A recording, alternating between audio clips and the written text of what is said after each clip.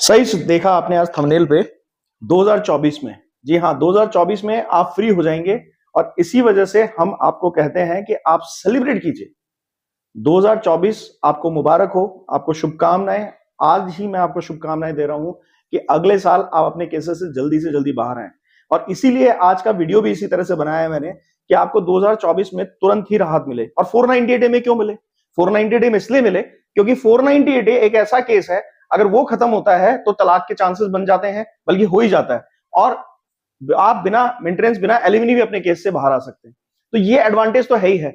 मगर सबसे बड़ी दिक्कत क्या है कि जो सॉल्यूशन मैं आज बताने जा रहा हूं वो हमेशा आपके हर किसी के केस में, जो भी इस वक्त इस वीडियो को देख रहा है, उस हर किसी के केस में, अगर 100 जने इस वीडियो को दे रहे हैं, 100 में से 100 के लिए सॉल्यूशन है। मतलब ऐसा नहीं है कि एक्सेप्शन में जाएगा, ये बिल्कुल हर किसी पे अप्लाई होता है। तो इस वीडियो के बारे में ये बात दिमाग में रख के चलिए कि ये ऑप्शन आपके पास है, आपके हर वक्त है केस में। आप केस लड़ रहे हैं तब भी, और एफआईआर की स्टेज पे हैं, कंप्लेन की स्टेज पे तब भी। अगर ऐसी स्थिति बनी हुई है तो तुरंत आज की वीडियो को देखने के बाद एक्शन लीजिएगा। और एक्शन लेना जरूरी भी है क्योंकि आपको 2024 में सुकून से रहना है। इसीलिए दोस्तों हम चाहते हैं कि आप एजुकेटेड हो जाएं, और जब आप एजुकेटेड होंगे तो आपके केसेस में आप जल्दी जल्दी राहत पाएंगे और जल्दी जल्दी अपने केसेस से बाहर आ पाएंगे। जैसा कि हमारे कोर्सेज का ये एडवांटेज है। देखिए, आप क्या कर रहे हैं, मेरा वीडियो देख रहे हैं, किसी और का देख रहे हैं, कहीं पढ़ रहे हैं, कुछ समझने की कोशिश कर रहे हैं, और कोशिश ये कर रहे हैं कि कुछ दिनों में आपको आपके केस से रिलेटेड कोई कंटेंट ऐसा मिल जाए जो आपके केस के अंदर इफेक्ट जनरेट करे। ये आपका पर्सनल रिसर्च है। हमारी टीम बड़े लेवल पर ये रिसर्च करके बैठी हुई है, यानी कि आप जैसे हमसे जुड़ते हैं, कनेक्ट होते हैं, वो सॉल्यूशन आपको तुरंत मिल जाता है, और जिसके लिए आप 10 दिन से लेकर 10 महीनों तक भटकते रहते हैं और वो सॉल्यूशन नहीं मिलता है। कई बार व्यवस्थाएं भी आपको परेशान करती हैं, तो उनसे कैसे निपटना है, कोर्ट का माहौल क्या होता है, वकील कैसे आपको ट्रीट करने हैं, या फिर जजेस आपको किस तरह से डील करने हैं, ये सब चीजें हमारे कोर्सेज का हिस्सा होती है। और सबसे बड़ा एडवांटेज होता है कि पॉजिटिव एनवायरनमेंट में आप ये सब कुछ अपने केस के हिसाब से समझ पाते हैं। कोर्स भी इंडिविजुअली आपके केस को ध्यान में रख के बनाया जाता है, एकदम पर्सनलाइज होता है। तो अगर आप इन कोर्सेज का हिस्सा होना चाहते हैं तो दिए गए व्हाट्सएप नंबर पर डिटेल लीजिए, और लेने के बाद आप इसे ज्वाइन कर सकते हैं। आप अगर किसी कानूनी समस्या का समाधान मुझसे चाहते हैं और आपको लगता है कि मैं एक उपयुक्त व्यक्ति हूं जो इसका समाधान कर सकता हूं, तो दिए गए व्हाट्सएप नंबर पे डिटेल लेके अपॉइंटमेंट बुक कराएं। उसके बाद दिए गए टाइम पर आपसे बात होगी, सलाह में मैं आपका सॉल्यूशन निकालने की कोशिश करूंगा।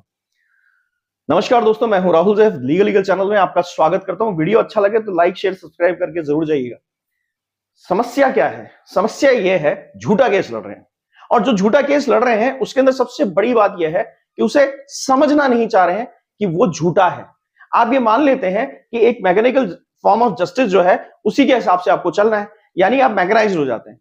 आप अपने बुद्धि लगाना बंद कर देते हैं, जो सामने वाला कह रहा है वो सुनना शुरू कर देते हैं। ये नहीं समझते हैं कि केस लड़ना क्यों है, जब इसमें ना तो पत्नी ने एविडेंस दिया, ना वो बात सही करी, क्योंकि पति पत्नी आप दोनों हैं। आपको पता है कि ऐसा कुछ नहीं हुआ, आप खुद जानते हैं कि ना तो मैंने कभी मारा है, ना मैंने कभी डिमांड की है, बस अंदर का ईगो है। या तो आपको घर जमाई बनाना चाहते थे इसके घर वाले, या फिर आपकी पत्नी के घर वाले चाहते थे कि आप झुक कर रहे हैं, उन्हें पैसा वैसा खर्चा वर्चा देते रहे, और ये पता नहीं कई और तरीके की ईगो जो खुद पत्नी भी आपके परिवार वालों से पाल के बैठी हुई है। बहुत सारी ऐसी लड़ाइयां होती है, मगर उस सारे इश्यू को छिपाने के लिए एक झूठा केस आप पे लगा दिया। तो अगर ऐसा झूठा केस है तो क्या करना चाहिए? देखिए, एक ही सॉल्यूशन बताऊंगा, और ये बड़ा काम का है। आपको अगर ये सॉल्यूशन लगता है, जानदार है, तो आज वीडियो खत्म होते ही अप्लाई कर देना। देखिए, एफआईआर होती है, उसके बाद एफआईआर के अंदर आपको क्या मिलता है?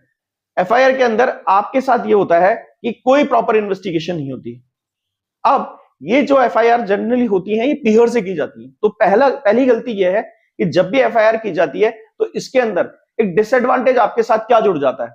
वो ये जुड़ जाता है कि ये एफआईआर कहीं भी इंक्वायरी बेस्ड नहीं होती। अगर इंक्वायरी नहीं की गई है तो, और डायरेक्ट एफआईआर लिखी गई है, तो सुप्रीम कोर्ट ने गाइडलाइन जारी कराई थी होम मिनिस्ट्री से, और होम मिनिस्ट्री ने इस पे बकायदा ये कहा है कि अगर इस तरह की इंक्वायरी वहां अटैच नहीं है तो उस एफआईआर को खारिज किया जाए तुरंत, और ऐसे आयोग और एसएचओ पर कार्रवाई भी होनी चाहिए, डिपार्टमेंटल एक्शन होना चाहिए।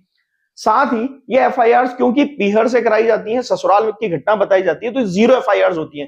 तो जीरो एफआईआर में कभी भी जुरिस्डिक्शन, क्षेत्राधिकार जो होता है इन्वेस्टिगेशन का, वो पीहर वाले, ससुराल वालों के जो पुलिस वाले होते हैं उनका नहीं होता है, आपके थाने का ही होता है। और वो जब तक उसमें इन्वॉल्व नहीं है उन्हें सूचित करके इन्वेस्टिगेशन आपके घर पे और अड़ोस पड़ोस पे नहीं कराई गई है, तब तक उसको कंप्लीट इन्वेस्टिगेशन नहीं माना जा सकता और उसके आधार पर चार्जशीट पेश नहीं की जा सकती है।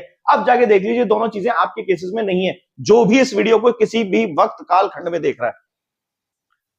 अगर ये सॉल्यूशन सही लगा है तो एक्शन तुरंत ले लीजिएगा। 482 में आराम से क्वैश होगा, फेयर इन्वेस्टिगेशन की एप्लीकेशन जरूर लगा दीजिएगा और इसमें ज्यादा लंबा नहीं चलाएंगे इसको, क्योंकि ये गाइडलाइंस पे आधारित केस है। यानी कि अगर गाइडलाइंस वॉयलेट हुई हैं तो डायरेक्ट इन ग्राउंड्स को आप कोर्ट को दिखाएंगे, केस खारिज होगा। इसलिए कह रहा हूं कि 2024 में आप जल्दी से जल्दी फ्री हो सकते हैं, इसको अप्लाई कर लीजिए। अगर आपको बात समझ में आ गई है तो ज्यादा से ज्यादा कमेंट सेक्शन में जरूर बताइए जाइएगा कि आप अपने केस में क्या एक्शन लेने वाले हैं फर्दर, इस झूठे केस को 2024 में जल्दी जल्दी खत्म करवाने के लिए। Thank you.